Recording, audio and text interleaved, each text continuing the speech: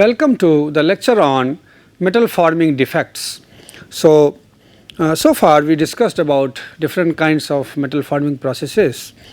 Among that you had the bulk deforming processes like forging or rolling or extrusion, and then you had the sheet metal forming processes. So in that we discussed about other sheet metal forming processes.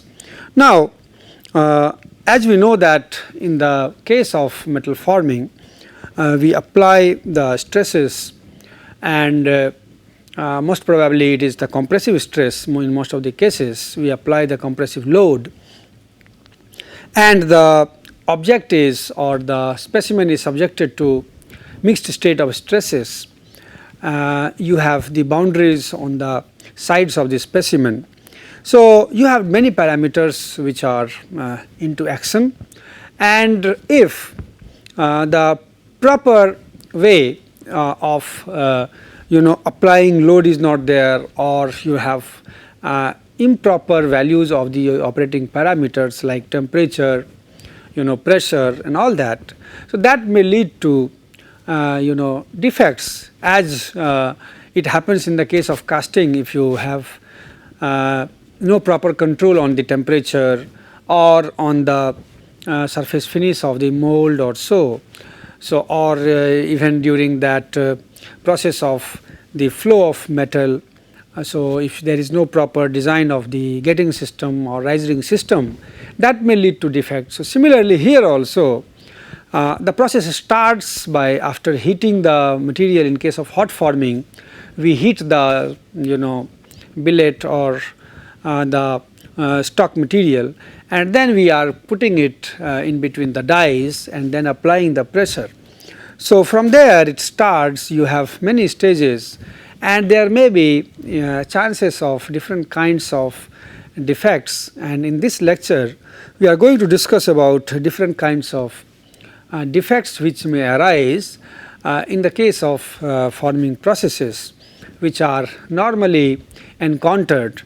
And then accordingly, if you know the cause of these defects, then accordingly you can have the steps so that these defects can be minimized or their occurrence can be avoided. So that's how we have to analyze the different kind of metal forming defects.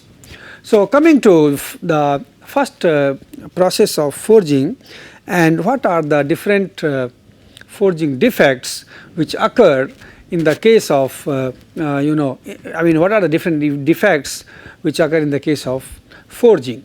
Now the first defect is the residual stresses. So that we try to deform the material and we assume that there is homogeneous deformation, but if there is not homogeneous deformation, in that case that may lead to the onset of, or the generation of, the residual stresses in the case of forged components. So that's how the residual stresses come into picture. Residual stresses also may come into picture if the forged components, when we are forging the component, after that if we are quenching and the temperature is higher, in that case there may be the formation of residual stresses. So that way these residual stresses are formed. Then comes the incomplete forging penetration. Now incomplete forging penetration means the forging is not completely going till the surface depth, whole surface depth. So basically we have suppose you have the stock and we are basically forging from, so we are applying the pressure from both the sides. Now what we assume, that once we forge, then all the grains, whatever grains are there at all these points, the grains, they are basically deformed. Now if due to certain reasons the grains only up to certain depth from top or from the bottom, they are only deformed, and your the grains which are inside, they are not affected, that is known as incomplete forging penetration. So, basically here the forging is limited to the surface layers. So, that is how it is defined. Incomplete forging penetration means the forging is limited to the surface layers, and this happens when your when you have light and rapid hammering, you do it. So, you have the hammer which is light, although you do it rapidly, but then it is light. You are not putting the adequate load, adequate load is not applied on the stock. So, in that case this incomplete forging penetration is encountered. Now, what happens that the main purpose many a times, as we know, if it is an alloy, normally in the case of alloys we have already discussed that in the case of alloys the typical structure is the dendritic structure. Now, what happens that during the forging these dendritic structure which is there inside, they are broken sometimes. Dendritic structure that will be basically broken. So, once you heat it, you go to higher temperature, and then once you apply the compressive stresses, in that case you are likely to break these dendritic arms. You are like, so that way these dendritic structures basically will be broken. Now, in the case of improper load and light load, be it rapid, this dendritic structure which is there in towards the middle of this casting, that is not broken. So, whole the purpose of the forging is not achieved, the advantage you cannot achieve because dendritic structure is still there. So, that is what is known as incomplete forging. So, for that you need to see that the application which you are, the load which you are applying, that must be adequate enough, so that the adequate compressive stresses are developed, so that the effect is very much felt even during in the center of the casting. Not only it is limited to the surface layers. So, that is known as this incomplete forging penetration. Now, we are coming to the cracking. So, as you know that you have cracks formed in the case of forging, and these cracks are of different types. So, one of the crack is flakes. So, they are small cracks, and that is known as flake. So, what happens is normally in the case of larger forgings, these cracks are found, and mainly towards the center of the casting. So, what happens that it is normally because of the large hydrogen content in the large steel ingot, and also if the residual stresses are entrapped.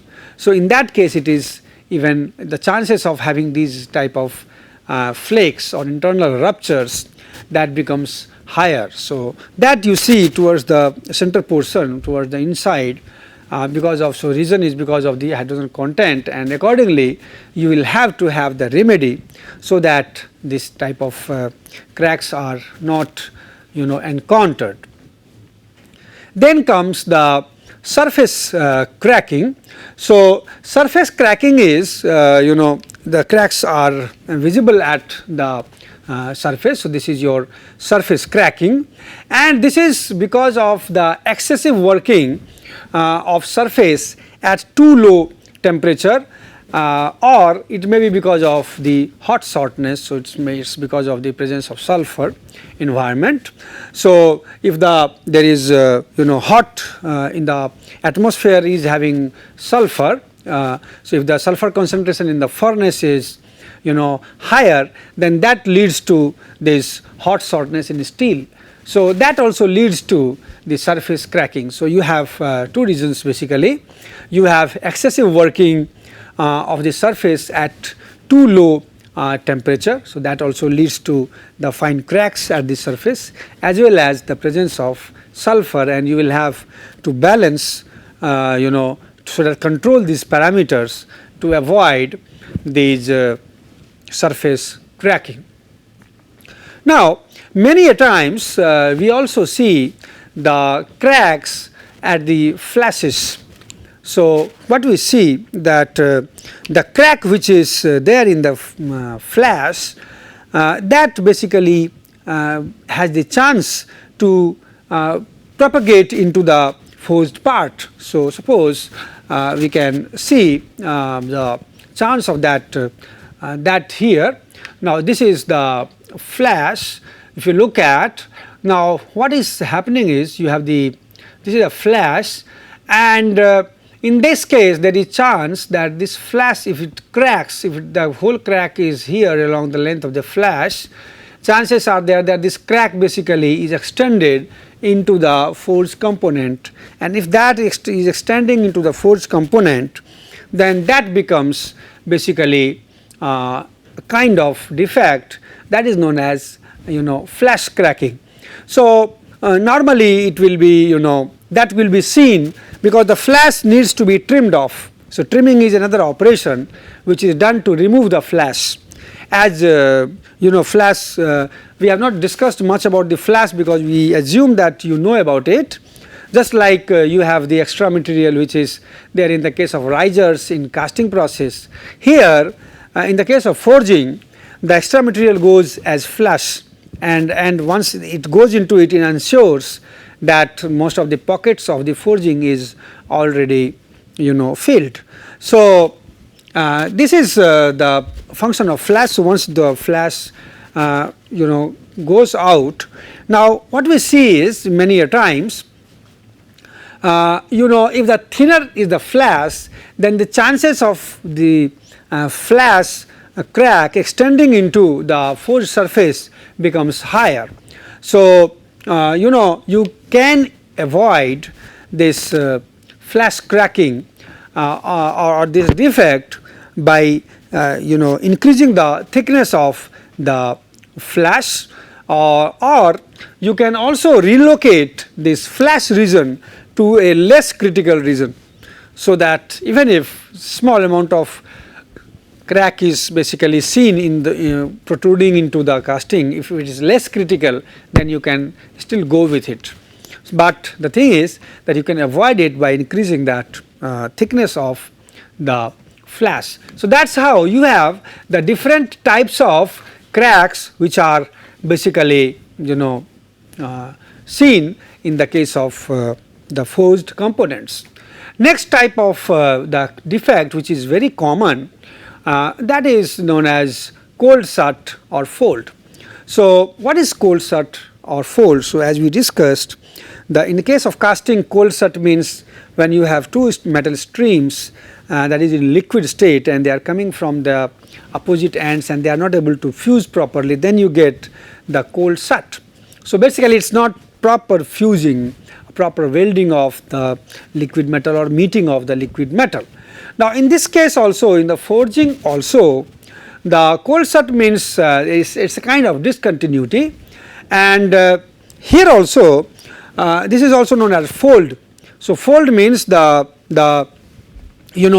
two surfaces of metal. Here we talk about the two surfaces because we are in having the solid state. So, we are talking about the two surfaces, and the two surfaces of the metal they are folding against each other without welding completely. So, they will have the folding, but they do not weld completely. So, that is how you will have a cold shut formed. So, this can happen when the metal has flown past part of the die cavity that has already filled or that is only partially filled, because metal failed to fill that cavity because of many other parameters like improper corner radius or fillet radius or so. So, it has not been able to fill that, and then further it has gone there. So, by that time it is going, then maybe because of the temperature gradient or temperature differential, they are not able to fold each other. So, there is excessive chilling occurring also, that is also one of the reason. Then there may be large friction occurring, that may also be the reason. In all these cases you have the difference of temperature, and then in that case they are not able to completely have the welding completely have a proper surface. So basically the common cause which is attributed to the onset of this cold start is having a very small die radius. So that is also one of the cause. So now we will discuss about the other defect, that is directionality. So what is that directionality? Now this is because of the flow lines in the fiber structure. So you have this defect known as directionality. Now what happens that when we apply the forging load, then we know that you have the directional properties attached in the forged component. Your grains are having being deformed in a particular direction. So what happens that you have some of the properties like tensile ductility as well as the fatigue properties, they become lesser in the transverse direction. So in the direction normal to the direction where you apply the compressive stresses. So what we do is, and that is very much obvious, because once we apply these flow lines or fiber lines, they are oriented in certain direction. Now what happens that once you have the your this flow lines will be moving in this direction.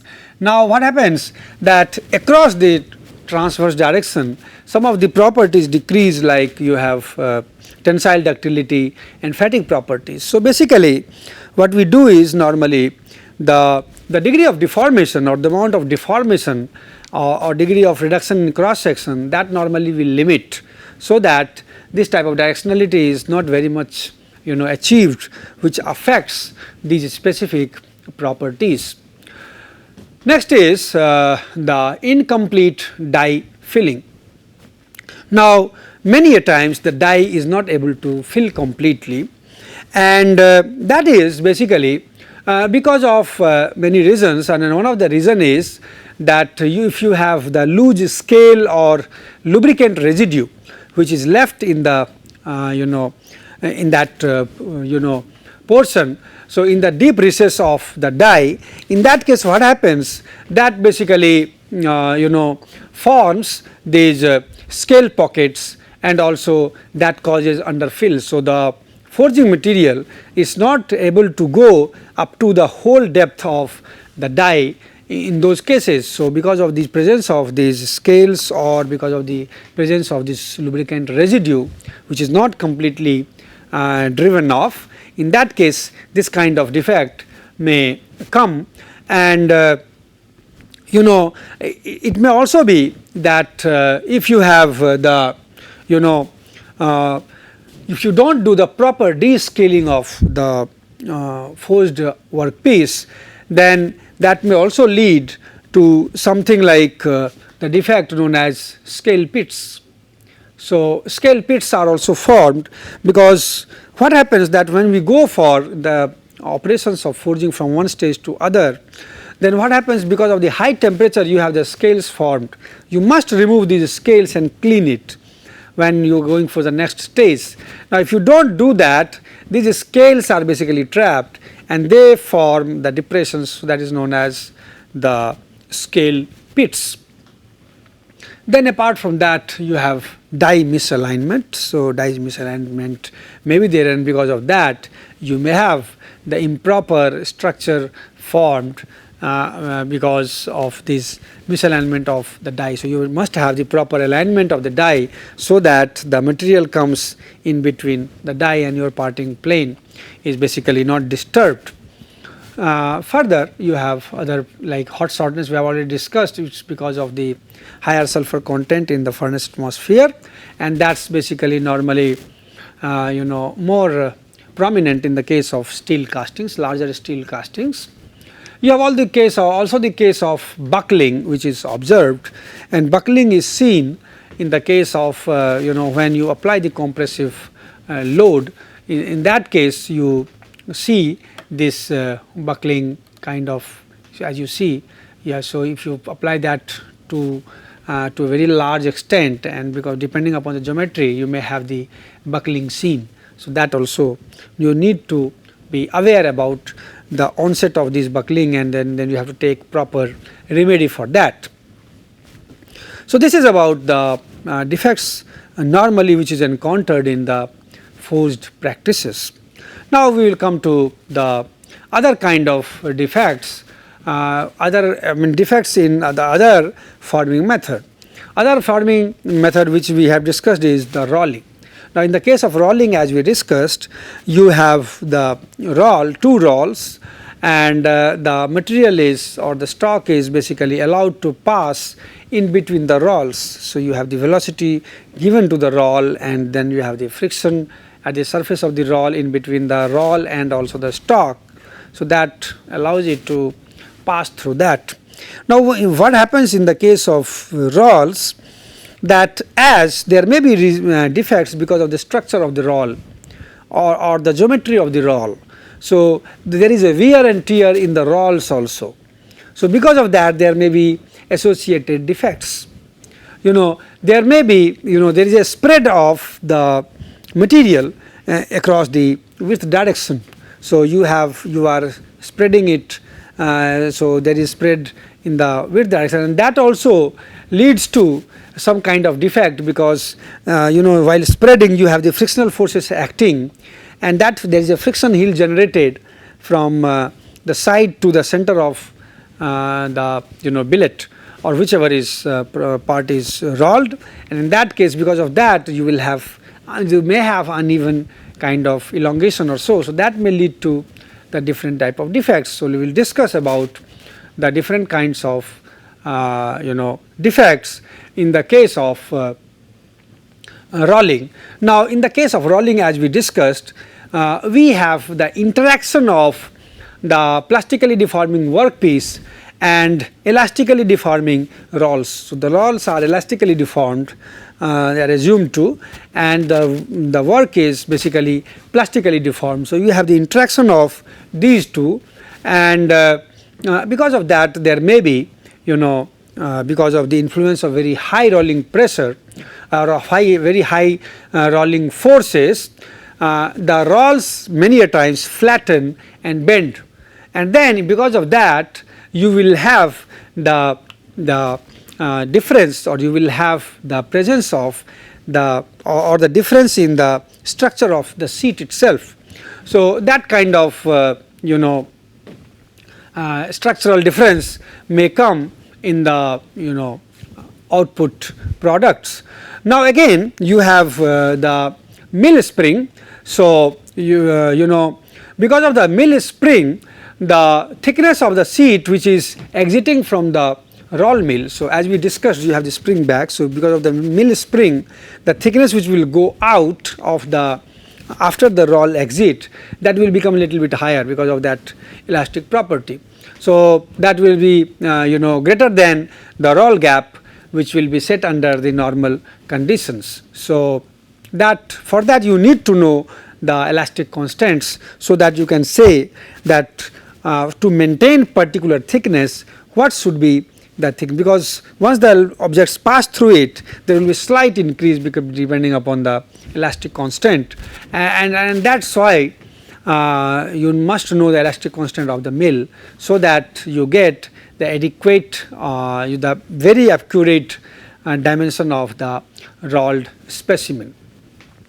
So, basically the limiting thickness which you achieve also, that is basically proportional to the coefficient of friction, so and also the roll radius. So, that way that how much you can get minimum thickness, that also is a limitation.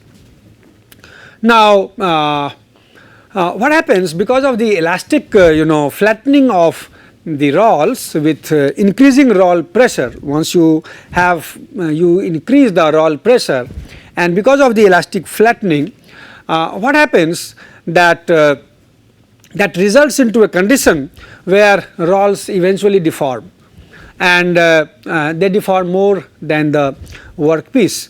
So, for a given material and the set of rolling condition, there has to be a minimum thickness below which the rolls the seat cannot be reduced further. So that is how you assign the minimum height or minimum thickness up to which can be basically rolled. So that is how it is done. Now we will come to the different types of defects in the case of rolling. So the first is the bowing of seat.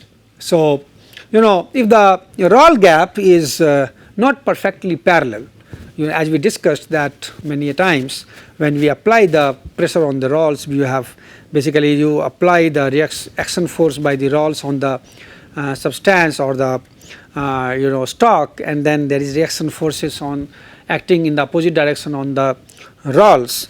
Now if that is not perfectly parallel, then one edge of the seat will be decreased more in thickness and then other part, and that is how the bowing will start.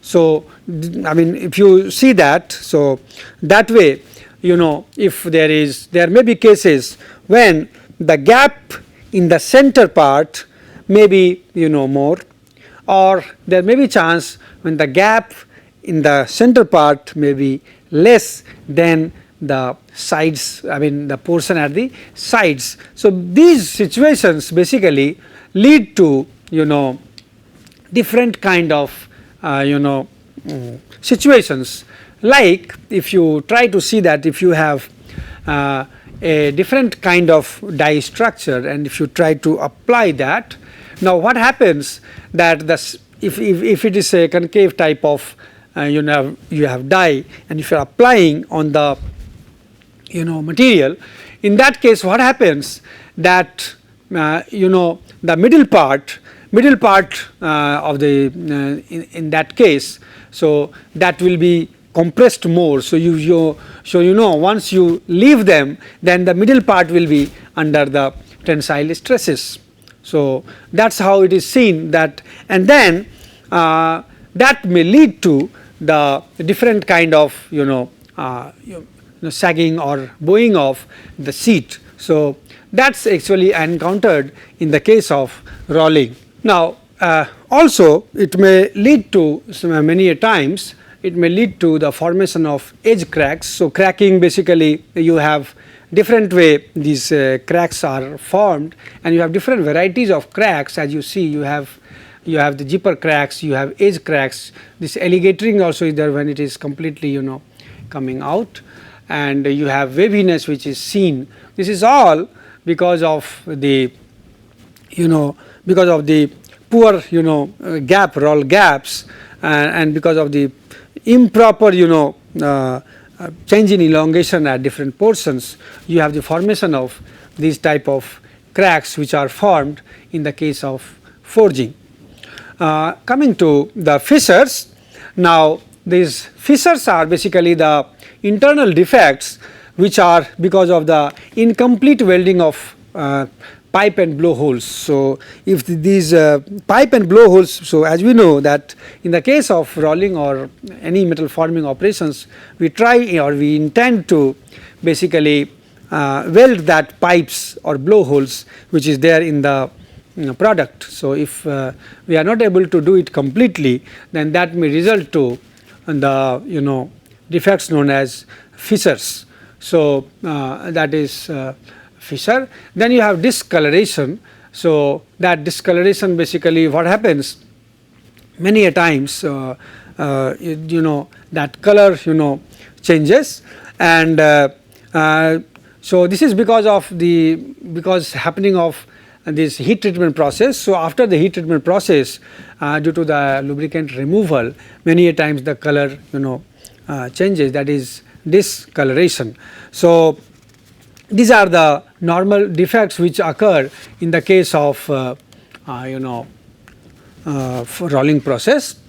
The other defects which are occurring in the case of there is another process, that is extrusion. In the extrusion cases, basically you have one of the defect which is common is chevron cracks. So there it occurs in the central portion. If you have some cracks, this type of cracks are formed. So this is the crack, that is chevron crack which is formed in the case of extrusion. Coming to the sheet metal parts, you have different kinds of defects, that is you have local necking or thinning or buckling. Then you have wrinkling, spring back, cracks near the punch region, tearing, earring, surface scratches, surface blemishes. These are the different defects which we encounter in the case of sheet metal forming. Now, local necking or thinning or buckling, so it is because of so that occurs in the region of the compressive stresses. So, as we know that we have discussed that normally we avoid using the compressive stresses, because in the case of sheet metals you may have the chance of having this local necking or thinning or even buckling. So, that so you have to have the proper remedy, the proper step taken, so that that kind of stresses are not developed, which results into this local necking or buckling. Then you have wrinkling. So, wrinkling of flange or edges of cup is normally a very common defect, and that results from the buckling of the sheet. So, because of the large compressive circumferential stresses, so because of that this wrinkling defect is found. Then you have spring back, as we know. Then in case of spring back, as we discussed, when you try to bend it or when you try to deform it because of the elastic properties, it tries to further go in the opposite direction because of the elastic effects, that is known as spring back, and that is also one kind of that gives you not that dimension which you desire. So, that has to be kept in mind. Cracks near the punch region, so that is normally encountered in case of deep drawing, that is seen, and that basically if the punch radius is very small, then this occurs. So, if you increase the punch radius, so because the very radius very sharp, then it tries to cut it, it tries to give a crack. So, you will have to increase the punch radius or lower the punch load, so that these cracks are not formed. So, crack near the punch region in deep drawing is another problem. Then you have defects like tearing, earring and surface scratches, so that we can see here. So, as we see, you have the crack near the punch region, and this is seen in the case of deep drawing, where you have the very small punch radius. So, you have to increase that punch radius, so that this crack which is formed is avoided. Then you have